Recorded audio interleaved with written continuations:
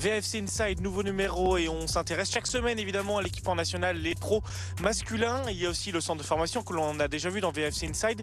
On s'intéresse aussi à la formation féminine, la section féminine qui existe depuis 2017. C'est important d'en parler car plusieurs équipes féminines existent ici, les seniors, les U19 nationales, et on va justement découvrir toute cette section et toutes les licenciés. Et je vous propose directement d'aller en salle de musculation.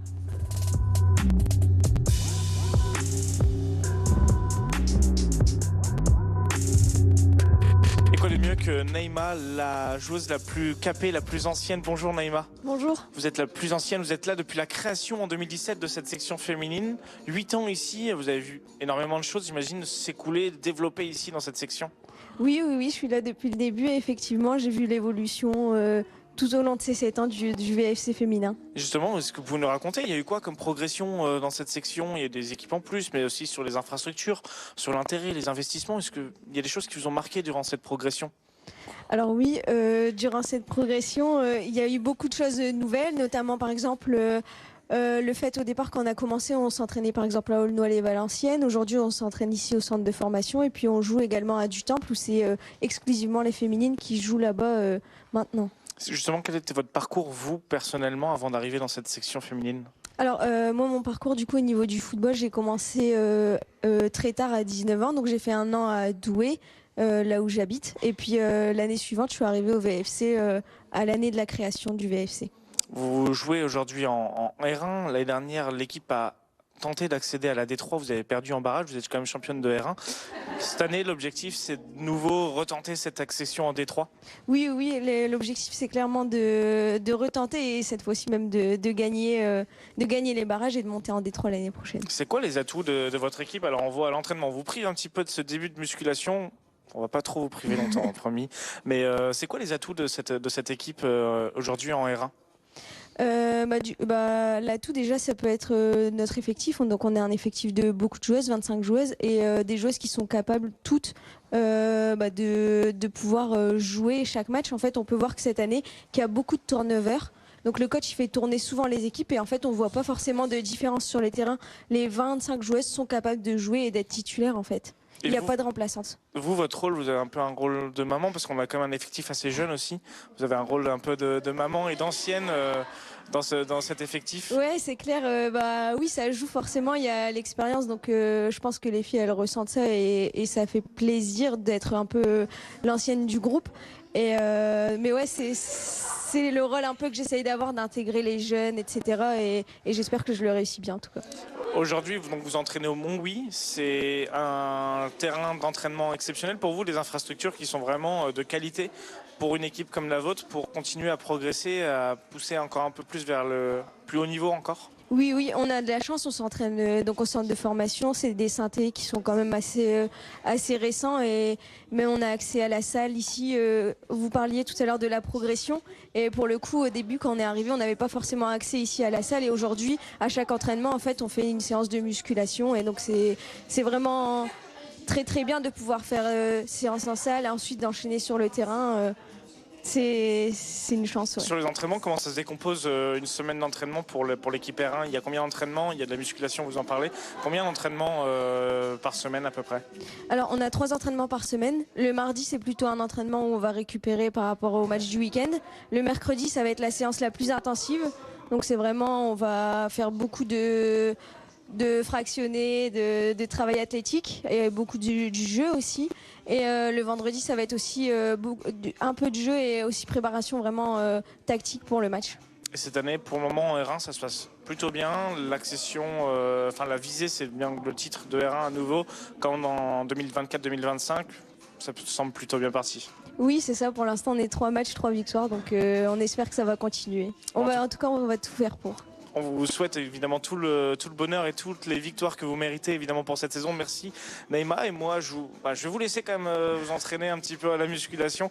Moi, je vais rejoindre les U19 parce que si votre équipe est alimentée par les U19, elle se joue au niveau national et c'est assez impressionnant de voir leur niveau. On va retourner sur le terrain, découvrir cette équipe.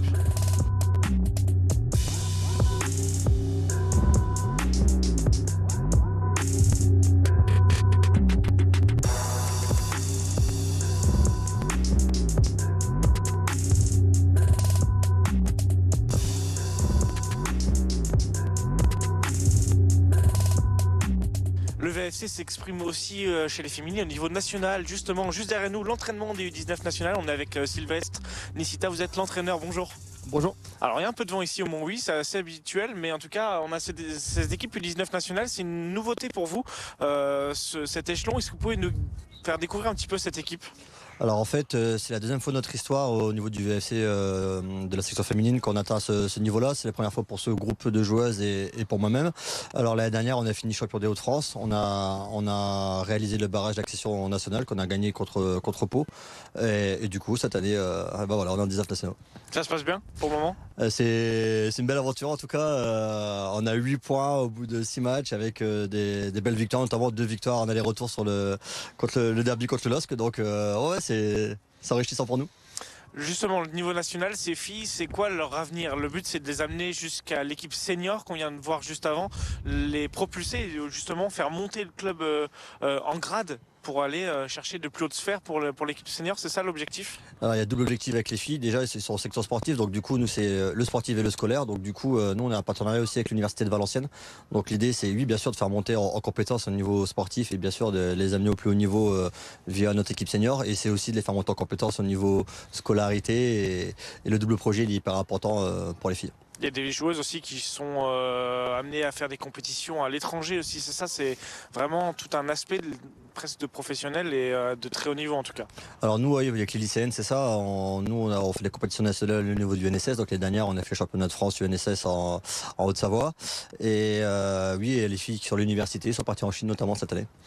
Cette équipe, comment elle se compose ? C'est tout comme une équipe de très haut niveau qu'on peut voir dans des clubs masculins, on va dire, dans des sections féminines, masculines. C'est-à-dire qu'il y a combien d'entraînements par semaine ? Combien de filles aussi composent cette équipe ?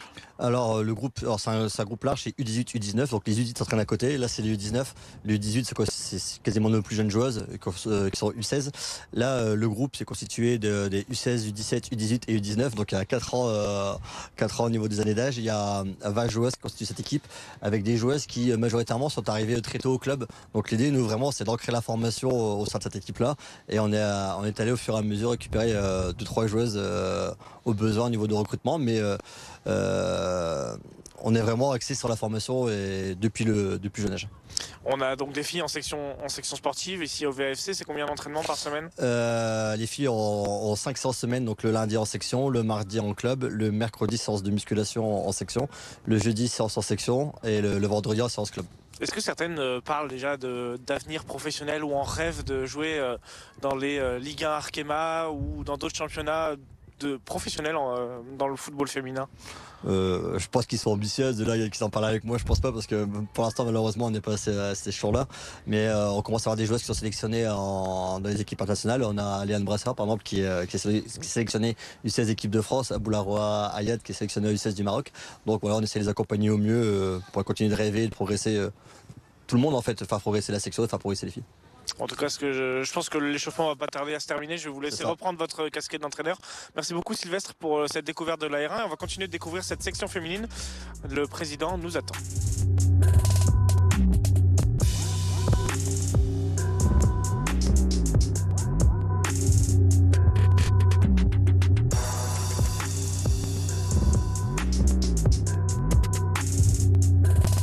Et on continue la découverte de cette section féminine avec le président Joël Brunet. Bonjour. Bonjour. Et aussi Sébastien de Paris, vous êtes le coordinateur de cette section féminine. Président d'abord, combien il y a d'équipes aussi ? On a vu les féminines seniors, on a vu les U19 nationales. Il y a d'autres équipes qui composent cette section féminine, évidemment. Alors tout à fait, aujourd'hui c'est 109 licenciaires qui sont répartis de U10 aux seniors. Donc dans différentes catégories des sections par rapport à leur âge, quoi. Sébastien, peut-être sur la formation, on a vu la performance justement avec les U19 nationales. Comment est-ce qu'on recrute ces joueuses ? Il y a des moyens ? Toutes les joueuses qui sont issues ici au club sont issues de la formation valenciennoise et des différents clubs qui forment l'arrondissement. Et voir, là je prends l'exemple de l'équipe première, ce sont des joueuses qui sont toutes des Hauts-de-France. Et donc on travaille énormément sur la formation. On a des joueuses, des entraîneurs qui recrutent via les différents pôles. Et maintenant, c'est ce qui nous permet de recruter les meilleures joueuses, on va dire, de l'arrondissement. Ça marche un petit peu comme les garçons. On va chercher dans les clubs des alentours du Valenciennois, du Douaisis. Oui, C'est bien ça, c'est sûr. aller Après, chercher. voilà, et on travaille avec les clubs partenaires du VFC, mais en même temps aussi les clubs de la région. Et on nous appelle parce qu'on sait qu'on travaille plutôt bien, et on nous appelle pour, on va dire, la détection des meilleures joueuses. Et nous, on les invite sur des journées découvertes, et de là, elles signent au VFC. Alors, Président, il y a aussi un volet qui est assez important pour vous, c'est le projet éducatif. C'est qu'il y a un accompagnement en dehors du football sur l'éducation et la scolarité. Alors, je veux dire, c'est vraiment un seuil de la formation. Donc, le projet éducatif, aujourd'hui, on peut assurer une formation footballistique, mais aussi une formation scolaire. On a des accords de sport au milieu scolaire au niveau du collège, au niveau du lycée et au niveau donc de l'université de Valenciennes. Donc, lycée Eugène Thomas au Quesnoy, vous avez le lycée Couteau à Saint-Amand. Donc, ça, c'est important pour nous. C'est une des priorités. Et la priorité, c'est d'assurer aux filles ce cursus éducatif. Là, on est à côté de coupes. Il y en a certaines qui ont été remportées par les équipes féminines. C'est bien ça, au niveau du palmarès, ça marche bien. Oui, effectivement, on a de plus en plus de succès. Mais c'est aussi, et ça c'est tout à l'honneur de cette académie qui travaille d'arrache-pied avec les moyens qu'on lui donne aussi. On n'est pas professionnalisé du tout. Ça reste de l'amateurisme, puisque chez nous, il n'y a pas de prime. Chez nous, il n'y a pas de prime. Il y a que du bien-être, le sport et aussi la discipline. Et ça, on a un staff aujourd'hui qui fait des prouesses. On parle aussi de certaines filles qui sont internationales. C'est nouveau aussi au VFC. Vous avez 3 internationales dans la section féminine. Vous pouvez un petit peu nous détailler qui elles sont? En gros, c'est une nouveauté pour nous, parce que c'est donc une jeune section. Et cette année, on compte 3 internationales, 2 en U16 qui jouent avec les 19 nationaux, et une en U15. Léa Sirland, Léane Brasseur et Ayat Aboulaoura. Voilà, donc on a 2 Françaises et une Marocaine. Voilà, c'est ça. Ayat joue avec la sélection du Maroc, et les 2 autres cités jouent avec la sélection française. Voilà. Et Léane revient d'un stage à Clairefontaine. Quels sont les axes de progression, de développement pour les prochaines années, les ambitions de la section féminine? On sait qu'il y a le LOSC et le RC Lens qui poussent notamment chez les filles. C'est quoi ici à Valenciennes les projets? Alors, pour tout vous dire, on ne se compare pas aux autres clubs. On reste humble, on travaille. L'objectif est de maintenir nos 19 au niveau national. Ça, c'est important parce que c'est le socle de la formation. Et très vite, accéder à la D3. Voilà, et ça, c'est l'ambition du club aujourd'hui. En tout cas, c'est tout ce qu'on vous souhaite, messieurs. Merci beaucoup pour votre temps. Et on souhaite évidemment une montée, peut-être à la fin d'année pour l'équipe de R1, les seniors filles, peut-être en D3. C'est tout ce qu'on espère. Merci à vous.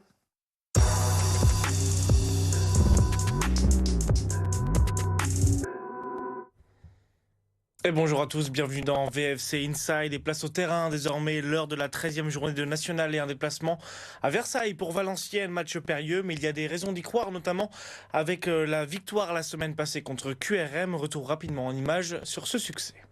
Sur le côté gauche, match solide et victoire face à un mal classé. Valenciennes s'est imposé pour cette 12e journée de National contre QRM. Un carton rouge de Tony Njike côté visiteur facilite la rencontre des nordistes. À 11 contre 10, Valenciennes pousse et finit par faire craquer la défense adverse sur corner. Un peu après l'heure de jeu, les coéquipiers de Gaëtan Courtet marquent à nouveau sur coup de pied arrêté. Le break est fait et QRM ne reviendra jamais. Première victoire pour Valenciennes depuis fin septembre, 9e de National. de cette partie. Et donc au classement, Valenciennes pointe à la 9e place, vous venez de l'entendre, 5 points de retard sur son adversaire du soir, Versailles. Le match sera comme d'habitude à suivre sur BFM Grand Lille et BFM Grand Littoral. Un léger décalage à noter quand même dans la prise antenne ce soir, 19h30 pile pour le coup d'envoi de cette rencontre, qui peut être un match bascule évidemment dans la saison de VA. Les Rouges et Blancs vont affronter que des équipes mieux classées pour les 4 prochaines journées. Moment de vérité pour Stéphane Moulin et son groupe évidemment, le coach en conférence de presse hier.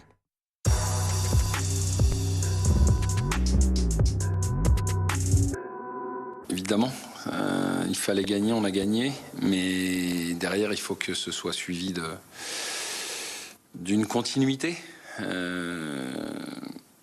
Voilà, donc on sait ce qui nous attend, on sait ce qu'on a à faire. Maintenant, est-ce qu'on va le réaliser? Ça, c'est une autre paire de manches.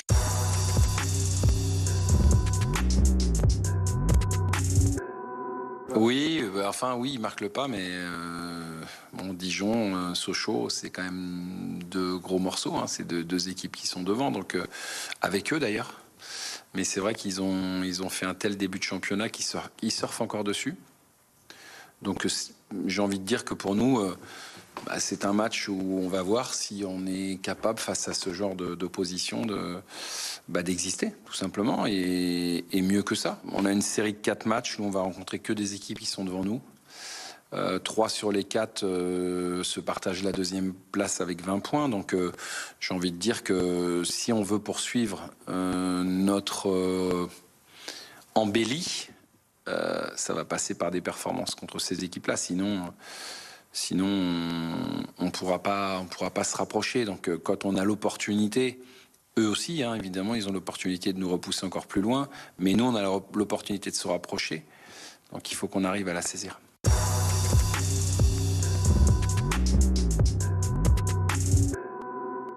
Je pense, oui, je pense.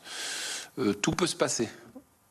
Après ces 4 matchs, on peut, si ça se passe bien, on peut se relancer. On peut quasiment perdre tout espoir. Et puis on peut continuer d'évoluer dans cette zone du classement qui ne nous convient pas non plus. Donc voilà, je crois que j'en ai parlé avec les joueurs. Ils sont conscients de ça.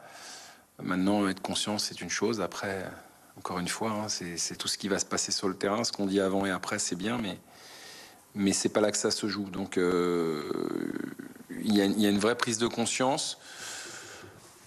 Voilà, on n'a pas encore gagné à l'extérieur aussi. Donc, ça fait des gros challenges à relever.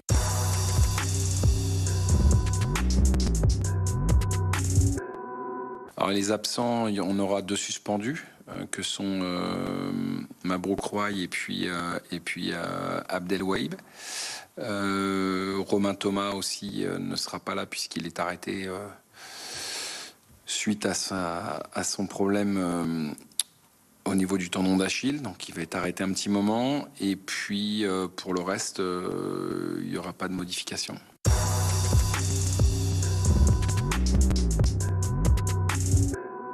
Je suis tout à fait d'accord, mais on ne peut pas être non plus dépendant d'un joueur.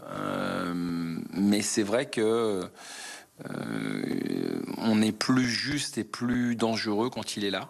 Donc c'est une bonne nouvelle qu'il puisse potentiellement démarrer la rencontre. Donc maintenant, il ne faut pas non plus tout attendre de lui, mais il va nous aider, je pense, à mettre de l'ordre dans notre jeu sur le plan offensif notamment. Et sans en attendre non plus monts et merveilles, il suffit juste qu'il joue à son niveau pour qu'il nous apporte effectivement ce qui nous a parfois manqué.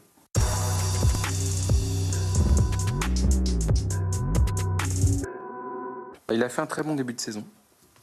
Je pense notamment aux 2 premiers matchs, à Châteauroux et puis contre Le Puy. Après, il a eu un petit creux. Il a eu un petit creux où il a été moins décisif. Quand je parle de petit creux, c'est ça. On sait ce qu'on demande à un gardien. Il le sait, on en a parlé.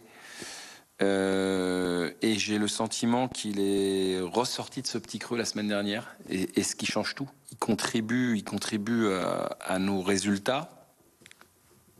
Et parfois, même s'il n'est pas coupable, ce qui a été son cas souvent, on avait toujours le sentiment que il n'était pas loin du ballon, mais voilà. Donc il y a toujours ce petit côté où on se dit un gardien, il doit être décisif. Et le dernier match, il l'a été puisqu'il a simplement 2 arrêts à faire qui sont pas forcément évidents, mais il les fait. Et puis il faut le dire aussi, hein, on a une équipe qui domine pas son sujet tout le temps. Mais on a une équipe qui concède peu de situations quand même. Et donc, quand je prends le cas au Bagne, il a un tir arrêté. Malheureusement, il finit au fond des filets. Et il n'a même pas l'opportunité de se montrer après, quoi. Ni avant, ni après. Là, il a 2 tirs arrêtés et il les arrête. Donc, je pense que psychologiquement aussi, ça lui fait du bien. Ça lui a fait du bien quand il est à son meilleur niveau. Je parle physique. C'est un gardien qui est capable de belles choses. Il l'a prouvé la semaine dernière. Donc maintenant, il faut qu'il arrive à garder cette constance lui aussi pour qu'on puisse préserver notre cage. Voilà, je pense qu'il est là bien et j'espère qu'il va poursuivre sur cette lancée qui est bonne. Le portier Jean Louchet, encensé et salué par son entraîneur, le joueur le plus ancien du groupe d'ailleurs, était également en conférence de presse hier. Il revient sur son rôle décisif qu'il aura pour propulser le VFC au plus haut.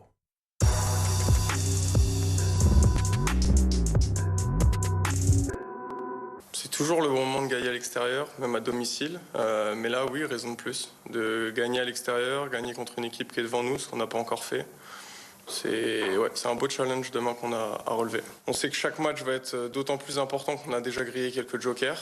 Donc forcément, je pense que c'est quand même quelque chose de positif de rencontrer des équipes qui sont devant nous. Parce qu'au moins on sait que si on gagne, on sera là-haut et on n'aura pas besoin de regarder ce qu'ils ont fait devant. Donc je prends ça comme quelque chose de positif et un beau challenge à relever.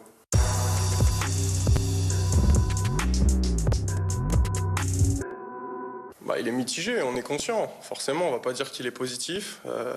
On n'est pas à la place qu'on aimerait être. Maintenant, avec du recul, on voit aussi qu'il y a eu beaucoup d'arrivées.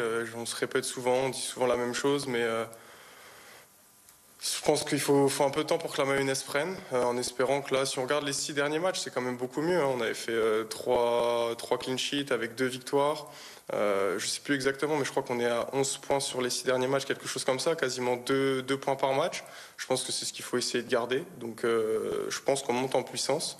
Et encore une fois, les 4 matchs qui arrivent contre 4 belles équipes et 4 équipes devant nous, c'est un beau challenge à relever pour...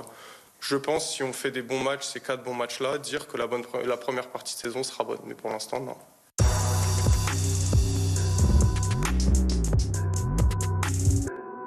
Il y a du bon, il y a du moins bon. Oui, c'est un clean sheet en 11 matchs, je pense que c'est bien. Si demain on arrive à faire un bon résultat, on sera 1 sur 2, ce serait top. Maintenant, les matchs sont différents. Je trouve que défensivement, c'est plutôt très cohérent ce qu'on fait. On ne concède pas beaucoup d'occasions. Après, les buts sont des fois un peu... Je pense qu'on n'a pas eu une réussite optimale. Beaucoup de frappes contrées, des tirs un peu sorti nulle part, mais non, j'ai surtout envie de dire que je peux mieux faire et qu'il faut que je fasse mieux encore pour apporter plus de points à l'équipe. Au Rouen, j'ai pas été bon, très clairement. Je pense qu'il faut pas se cacher. Là, ce que je vous fais ici à dire des choses comme ça, je suis beaucoup plus dur envers moi-même en off. Donc, j'ai pas peur de me cacher. J'ai des ambitions. J'ai envie de. Je pense que je peux faire de bonnes choses. Donc, je dirais que jamais que c'est assez suffisant. Et là, je pense que il y a vraiment des choses à faire, je peux faire plus, donc voilà, après là je me sens bien, le dernier match était plutôt bon, donc garder ça, continuer là-dessus, je vais pas non plus dire que c'est cata, je pense pas que ça l'est, un but par match, mais il faudrait diminuer un but par match, essayer de garder au moins ça en clean sheet et être décisif quand l'équipe a besoin de moi.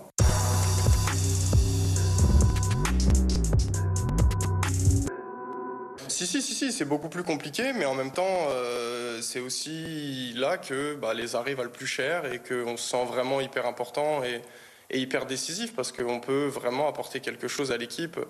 Jouer un maintien ou jouer une montée, c'est pas la même chose, même si je dis pas qu'on joue une montée, on n'y est pas du tout. Mais en termes de but prix, on est beaucoup plus cohérent. Donc forcément, oui, de sentir qu'une frappe, un arrêt, ça peut faire gagner 1 point ou 3 points, c'est pas la même chose que soit limiter la casse, soit juste faire un nul. Et savoir qu'on aura de toute façon un peu plus de situations, même si je dis pas que j'avais 50 arrêts par match non plus, mais là j'en ai moins je trouve, et donc peut-être que les choses ça se voit un petit peu plus et il y a plus de très bien, pas bien, ou après chacun fait son avis, mais il faut rester aussi fort, lucide et surtout garder ses principes et savoir ce qui fait de nous quelqu'un, ce qui nous a fait réussir et quoi remettre en place et continuer de travailler pour que la réussite reste de notre côté. Versailles-Valenciennes, c'est donc ce soir à 19h30 sur BFM Grand Lille et BFM Grand Littoral. Et d'autres matchs à suivre évidemment dans l'actualité région. Un autre match à vivre ce soir avec un trépidant Dunkerque-Boulogne, un derby, le premier depuis 2019 entre ces deux équipes en compétition officielle. La Ligue 1 pour Lens, déplacement en principauté à Monaco ce samedi soir. Le LOSC ira à Strasbourg dans un duel d'Européens, ça sera dimanche. Et tous ces matchs seront évidemment débriefés en images lundi dans COP Nord. VFC Inside, c'est fini pour aujourd'hui. Et bon match ce soir.